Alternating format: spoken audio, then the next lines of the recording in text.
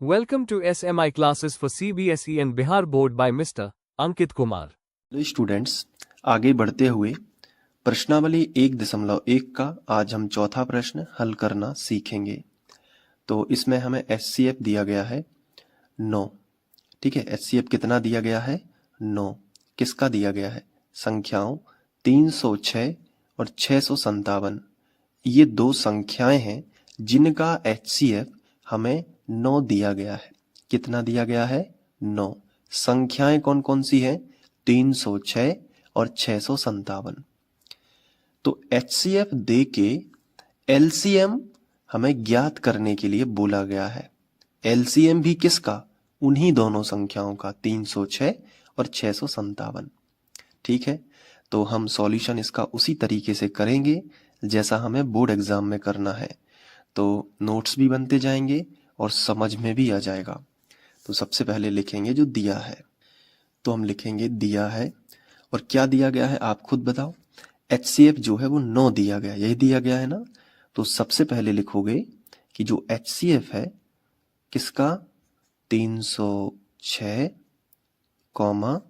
657। ये हमें दिया गया है 9।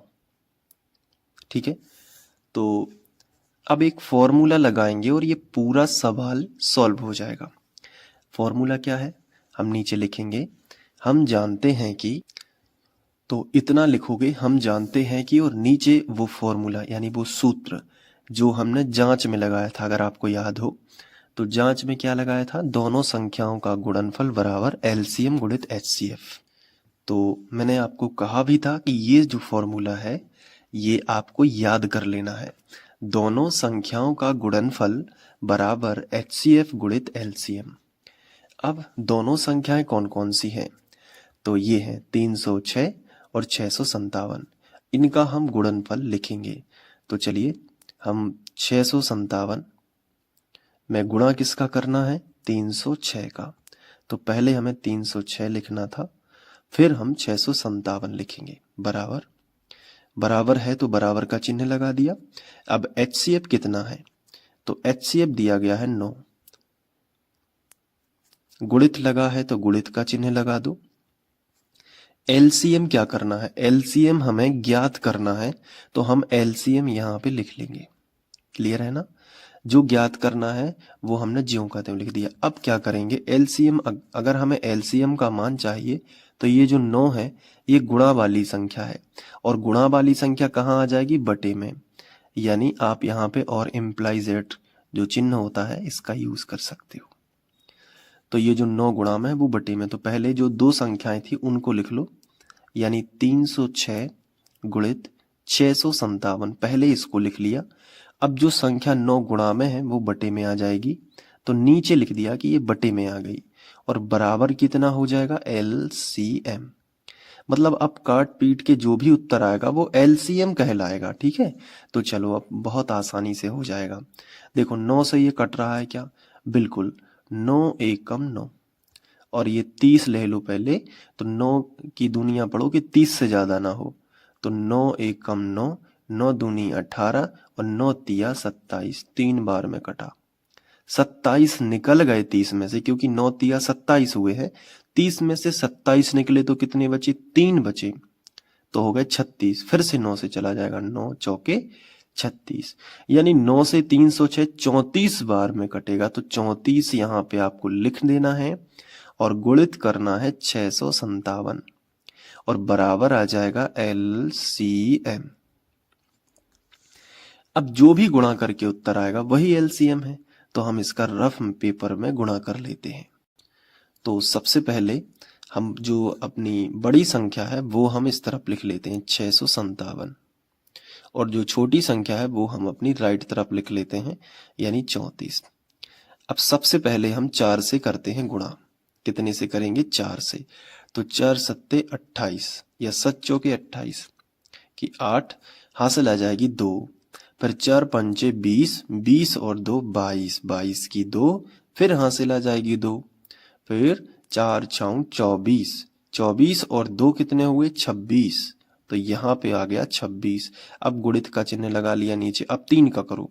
30 आते 21, 21 की 1 हासिल आ जाएगी 2, 3 5 15, 15 और 2 17, 17 की 7 हासिल आ जाएगी 1 और 3 6 18 और 1 हासिल की तो 19। अब जोड़ दो तो 8 ज्यों का त्यों, 2 और 1 3, 7 और 6 13, 13 की 3 हासिल आ जाएगी 1, 9 और 2 11 और 1 12, 12 की 2 हासिल आ जाएगी 1, 1 और 1 2, यानी 22,338। तो यहाँ पे हम लिखेंगे 22,338 और यही हमारा क्या आ जाएगा, LCM बन जाएगा ना। आप तो इसको कर लेना। अतः अभीष्ट LCM इतना होगा। लास्ट वाली लाइन भी लिखना है इस तरीके से कि अतः अभीष्ट LCM 22,338 होगा। तो उम्मीद है कि आपको ये सवाल अच्छे से समझ में आ गया होगा। अब अच्छे से नोट कर लो वीडियो को पॉज करके, ये देखो और यहाँ पे, ठीक है। और इसके आगे के वीडियोस देखना चाहते हो तो नीचे डिस्क्रिप्शन में प्लेलिस्ट की लिंक है, उस पर क्लिक करोगे प्लेलिस्ट आ जाएगी। एक एक करके सारे वीडियोस आप देख के गणित को बेहतर बना सकते हो। Thank you. स्टूडेंट्स, आगे बढ़ते हुए प्रश्नावली 1.1 का आज हम प्रश्न क्रमांक 5 हल करना सीखेंगे।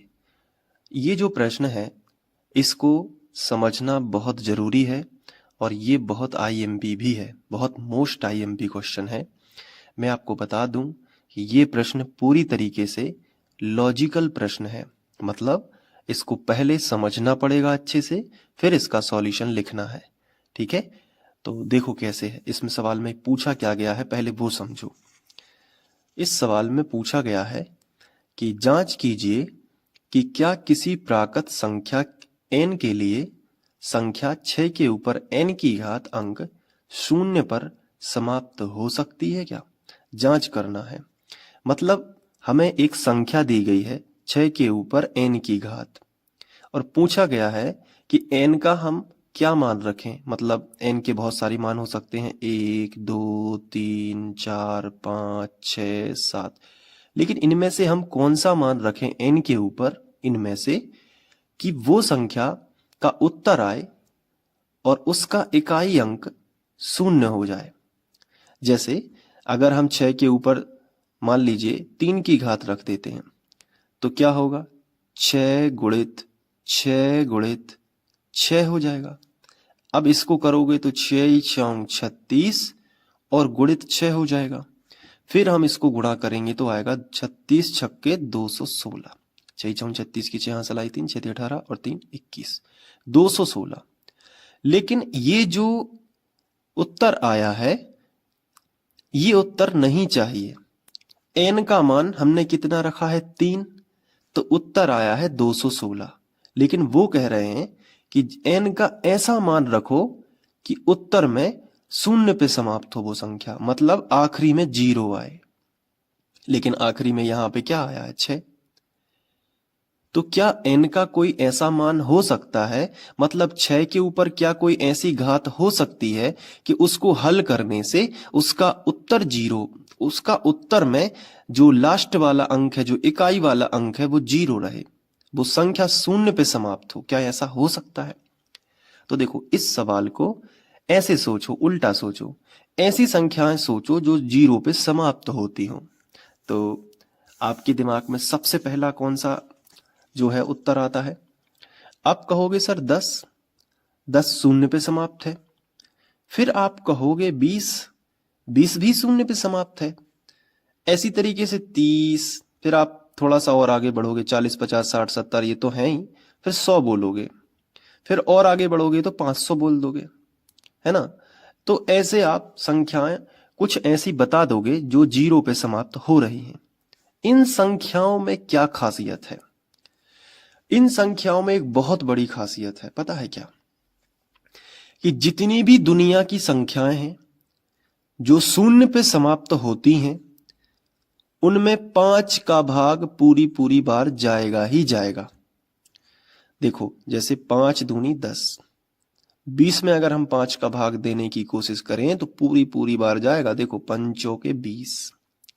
अगर हम 30 में 5 का भाग देने का कोशिश करें तो 5 के 30, पूरी पूरी बार जाएगा, ना दशमलव का ना कुछ टेंशन नहीं। यहां देखो 5 से भाग पूरी बार जाएगा, 5 दूनी 10, जीरो ज्यों का त्यों। यहां भी 5 एकम 5, जीरो डबल ज्यों का त्यों। यानी कि दुनिया की कोई भी संख्या जो शून्य पे समाप्त होगी वो 5 से विभाजित जरूर होगी।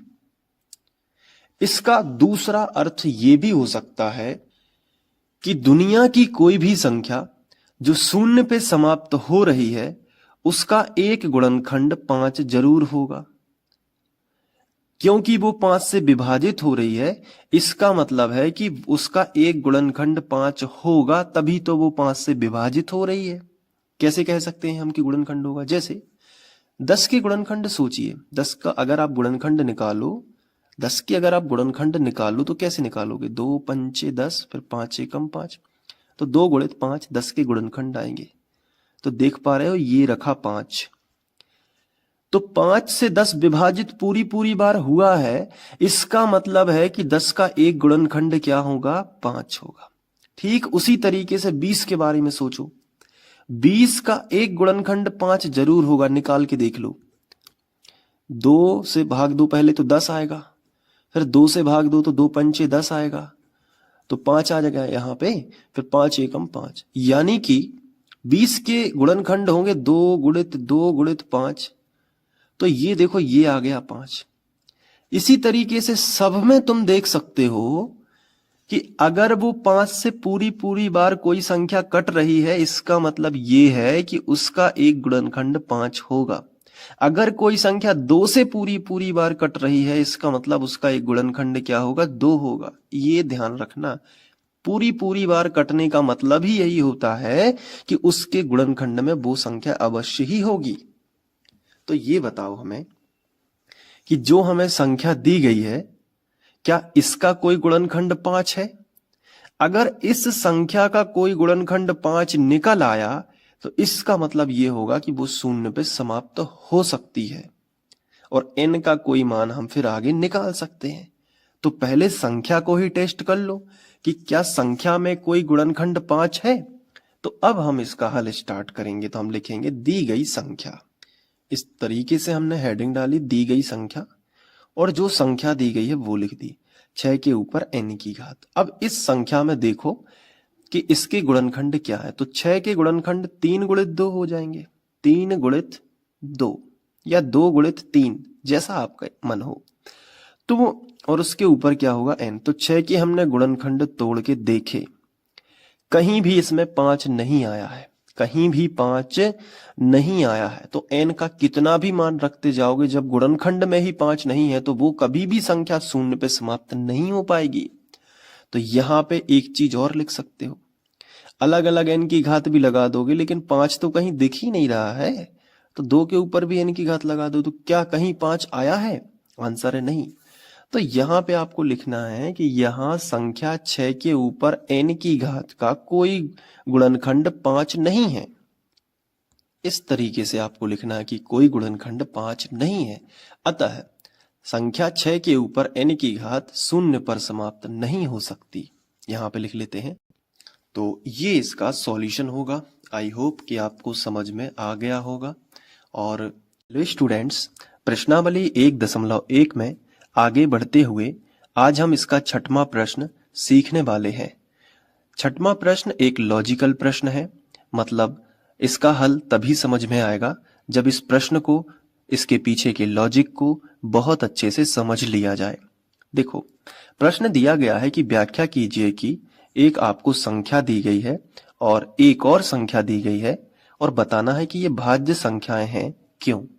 मतलब ये संख्याएं भाज्य संख्याएं तो हैं, लेकिन क्यों, यहीं पे सवाल उन्होंने पूछा है कि भाज्य संख्याएं तो हैं लेकिन क्यों।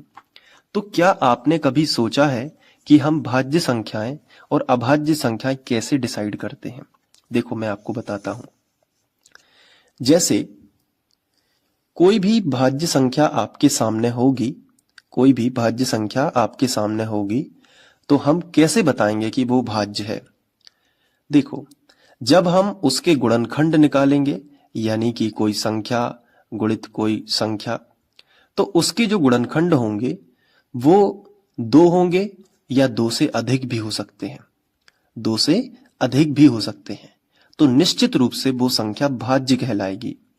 लेकिन वहीं दूसरी ओर अभाज्य संख्या जो होती है उसको हम कैसे बता सकते हैं? तो देखो, अभाज्य संख्या के गुणनखंड नहीं निकलते, मतलब वो संख्या ही यहां पे लिखी रहेगी।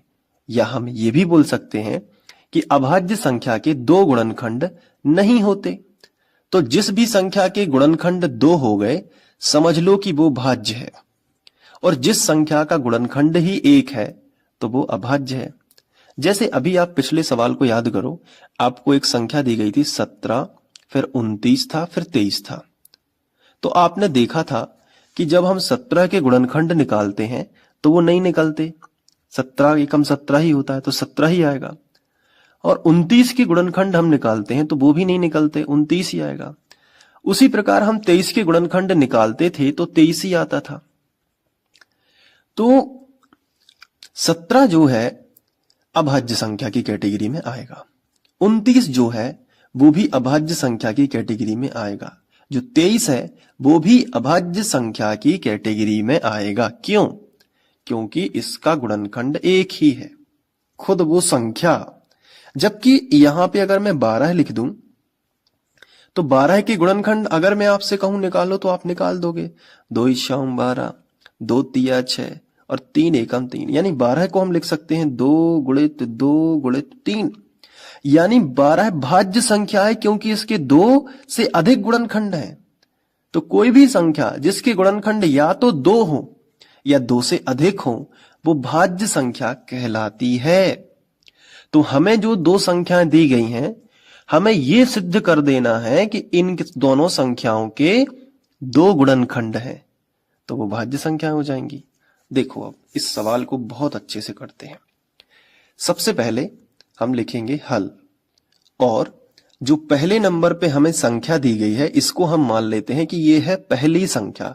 तो हम यहां पे लिखेंगे पहली संख्या बराबर, और इसके बाद ये संख्या लिखते हैं, क्या दी गई है? 7 × 11 × 13 और प्लस 13, ये है पहली संख्या। इसके बाद ये जो है इसे हम दूसरी संख्या मान लेते हैं और पूरी दूसरी संख्या भी लिख देते हैं इस तरीके से। ठीक है, अब आपको क्या करना है? स्टार्ट करना है पहली संख्या से। तो हम यहां पे लिखेंगे पहली संख्या में, और पहली संख्या जो है उसको हम यहां पे दोबारा से लिखेंगे। अब हमें ये सिद्ध करनी है कि ये भाज्य संख्या है। तो भाज्य संख्या में मैंने आपको क्या बताया कि जो भाज्य संख्याएं होती हैं उसके गुणनखंड 2 होते हैं, अकेला नहीं होता। अगर अकेला है तो वो अभाज्य है। तो इसके क्या 2 गुणनखंड हो सकते हैं? सोचो जरा। देखो, एक दिमाग लगाओ कि यहां पे 13 है और यहां पे भी 13 है, और बीच में लगा है प्लस का साइन। प्लस का साइन क्या करता है? किन्हीं भी दो संख्याओं के बीच में अगर प्लस का साइन है या माइनस का साइन है तो वो क्या करता है? उन संख्याओं को बांट देता है अलग अलग पदों में।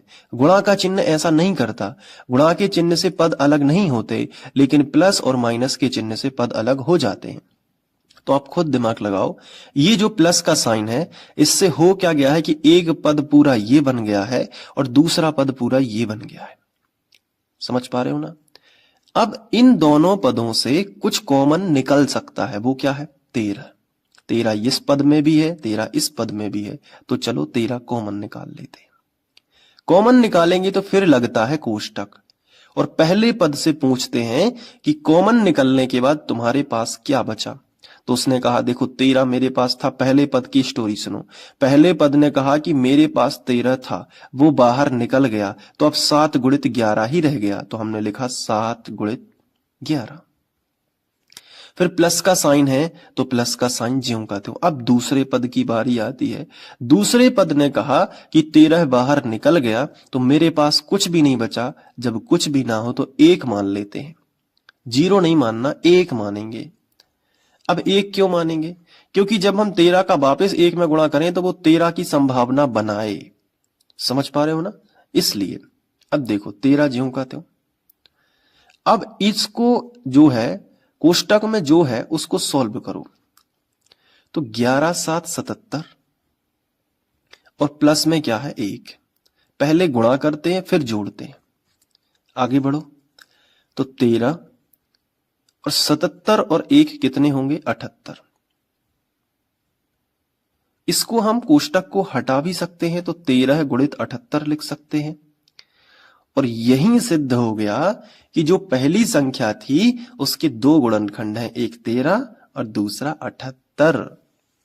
मतलब दो गुणनखंड आ गए, इसका मतलब ये हो गया, अगर दो गुणनखंड आ गए तो इसका मतलब ये हो गया कि जो पहली संख्या है वो भाज्य है। तो नीचे लिखोगे जो कि भाज्य है। भाषा लिखेंगे कि अतः पहली संख्या में दो गुणनखंड है, देखो एक ये है और एक ये है, इसलिए पहली संख्या भाज्य है। और इसे हम कथन फर्स्ट मान लेते हैं। ठीक है, अब दूसरी संख्या हेडिंग डालेंगे। तो हमने लिखा दूसरी संख्या में और बराबर, और नीचे यहां पे दूसरी संख्या लिख ली। ये देखिए, अब इस संख्या में फिर से दिमाग लगाना है कि धन और ऋण का चिन्ह कहां है, यानी प्लस माइनस का चिन्ह कहां है।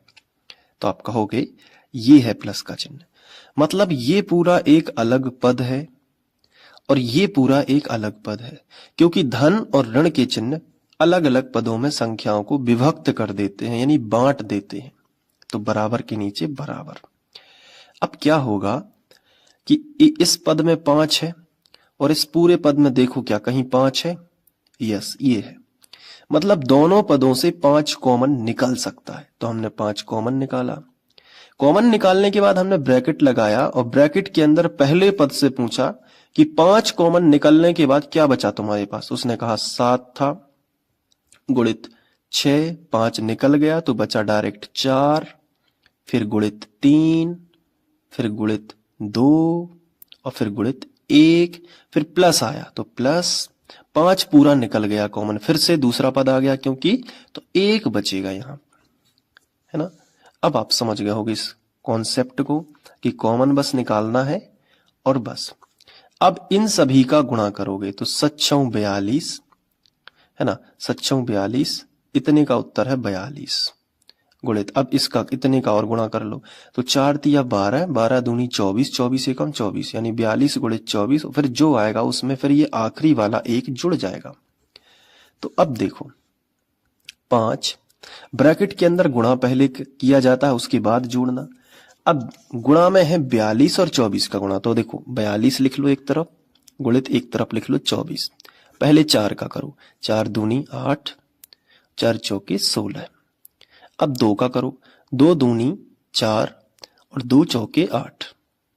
अब जोड़ दो तो 8, 6 4 10, 10 का शून्य हसलाई 1, 8 और 1 9 और 1 10, कितना आया 1008। 1008 इन दोनों का गुणा, उसमें 1 जुड़ना है तो प्लस क्या कर लो 1 कर लो। तो 5 गुणित 1008 में 1 जोड़ोगे तो 1009 हो जाएगा। तो यहां पे भी आपको दो गुणनखंड दिख रहे होंगे, एक ये फिर गुणित लग के एक ये, मतलब दूसरी संख्या के दो गुणनखंड हैं। तो हम यहां पे सीधा सीधा लिख सकते हैं कि अतः दूसरी संख्या में दो गुणनखंड है, इसलिए दूसरी संख्या भाज्य है। इसको बना लेते हैं कथन सेकंड। अब आखिरी में आपको लिखना है कि कथन 1 व 2 से स्पष्ट है कि दोनों संख्याएं भाज्य हैं। तो इस तरीके से आखिरी में लिख दोगे तो सबसे बेटर सॉल्यूशन आपका माना जाएगा। अब यहाँ पे सबसे पहले अब आप नोट कर लो, है ना, तो जो सवाल समझा है ना उसको अच्छे से लिख लो। तो यहां से लिखना स्टार्ट करो, वीडियो को पॉज कर लेना, इसके बाद यहां पे, फिर इसके बाद ये। तो उम्मीद करता हूं कि अब ये सवाल आप पे बन जाएगा। अब इसके बाद हम लोग अगला प्रश्न करेंगे। स्टूडेंट्स, प्रश्नावली 1.1 में आगे बढ़ते हुए आज हम इसका आखिरी प्रश्न यानी कि 7वां प्रश्न हल करना सीखेंगे। तो सवाल काफी आसान है, बस इसमें थोड़ी सी ट्रिक और थोड़ा सा लॉजिक है समझने का। बहुत ध्यान से देखिएगा, पूरा सवाल आपके दिमाग में उतर जाएगा, बस ध्यान से देखना है। सबसे पहले हम सवाल पढ़ते हैं।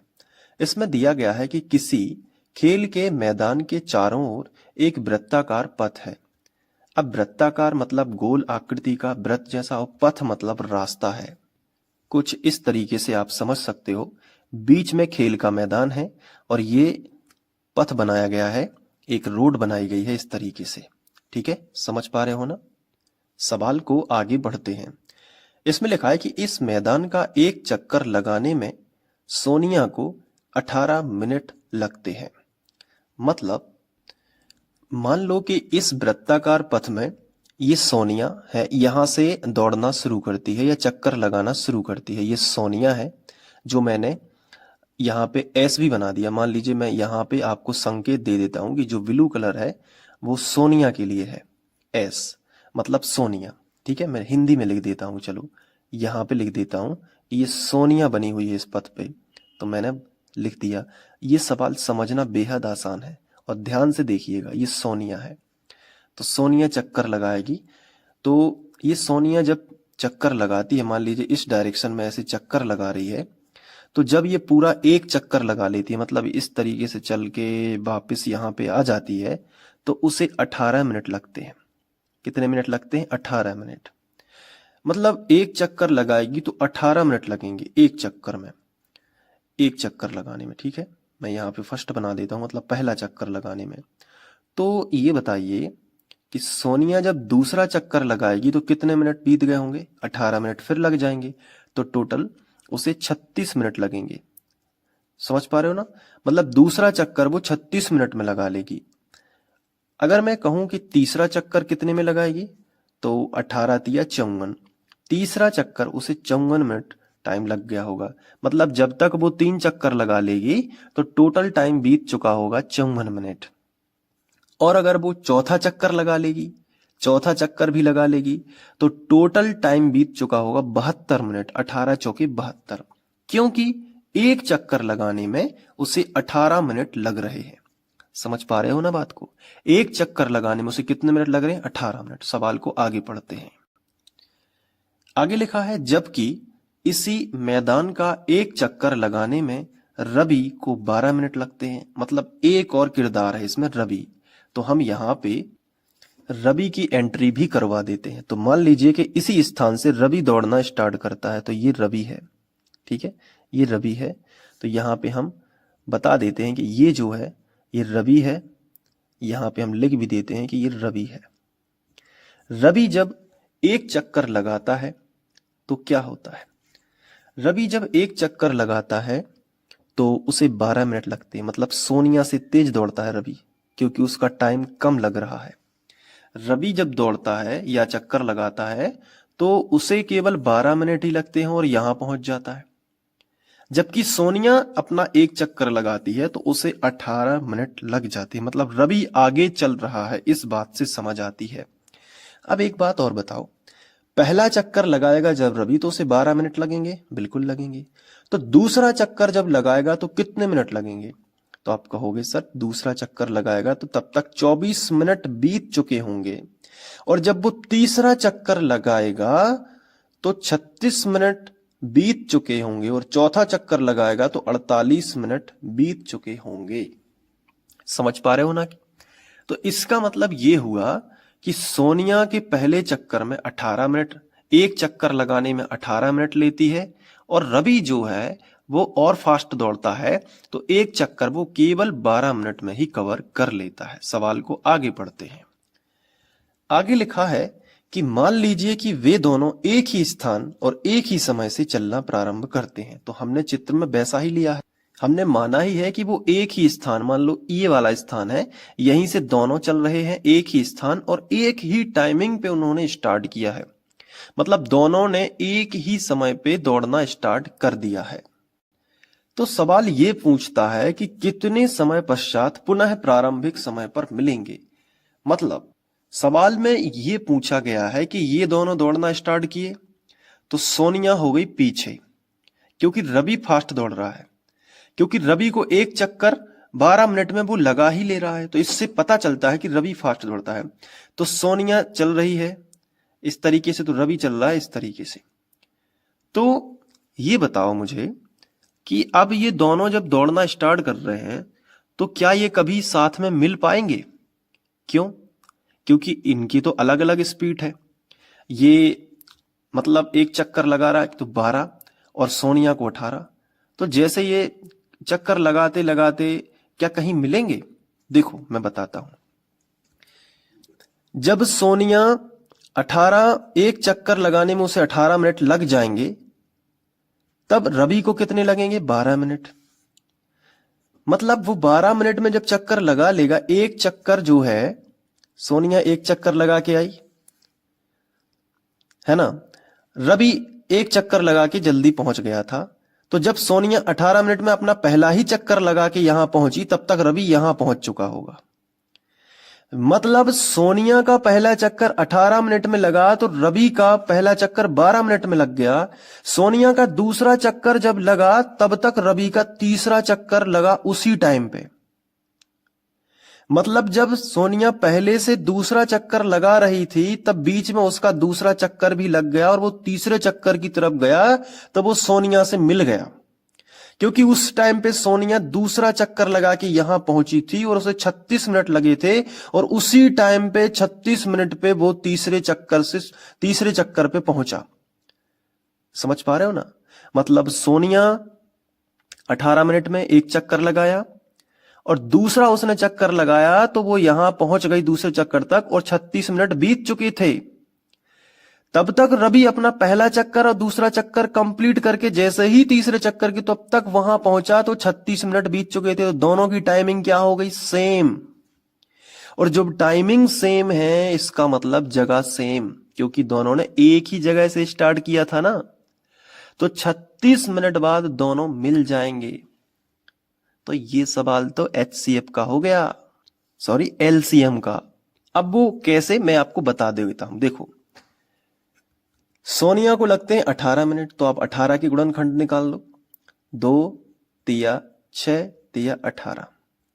इसको ऐसा लिख लो, 2 गुणित 3 के ऊपर 2 की घात। ये 18 के गुणनखंड है। 12 की निकाल दो। 12 के गुणनखंड कैसे निकालोगे? 2 दूनी 4 तिया 12। मतलब 2 के ऊपर 2 की घात गुणित 3।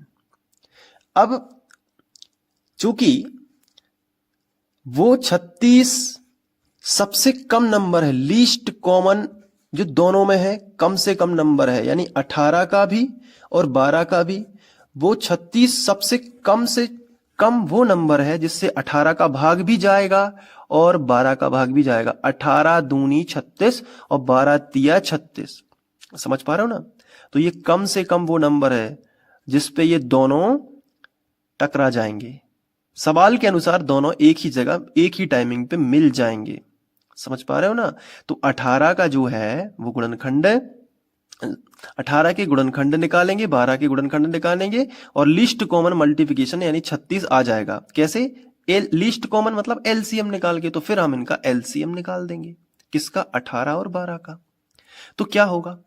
18 12 का LCM, पहले सभी संख्याओं को लिखो। 2 3 रिपीट मत करो, 2 3 लिख लो, यानी 2 गुणित 3। अब नीचे आए तो 12 में भी 2 गुणित 3 है, तो रिपीट नहीं करना। अब इनकी ऊंची घातों को लिखो। 2 की ऊंची घात 2 के ऊपर 2 की घात, 3 की ऊंची घात 3 के ऊपर 2 की घात। यही तो है 36। 2 का वर्ग 4 और 3 का वर्ग 9, 9 चौके 36। देख लो आप, चाहे प्रैक्टिकली समझ लो चाहे सवाल से समझ लो। आइए इसको सॉल्व कर लेते हैं।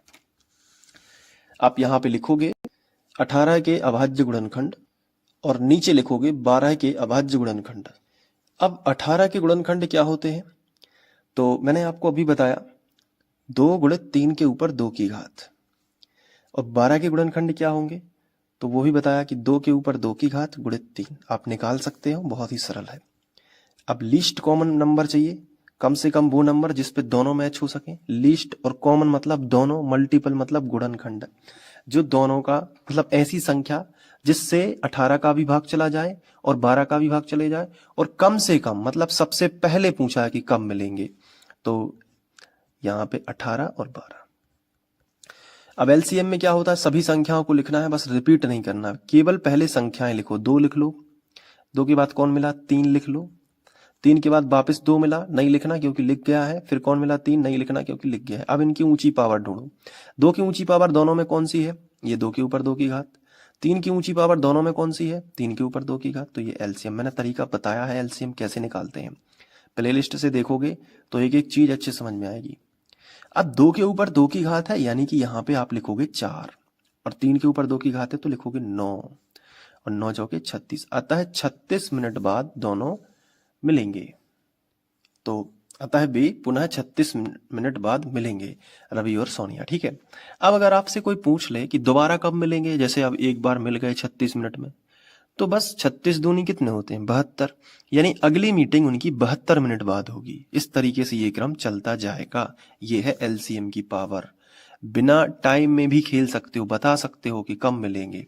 ठीक है, तो ये है सवाल। सवाल का सॉल्यूशन बहुत छोटा है, बस इसके पीछे का जो लॉजिक है वो बहुत कठिन है, तो बहुत ध्यान देना है इस चीज पे। तो ये इस तरीके से प्रश्नावली 1.1 का समापन होता है। अब हम उदाहरण 5 की ओर जाएंगे और एक नई प्रोसेस को अच्छे से समझेंगे। Thank you.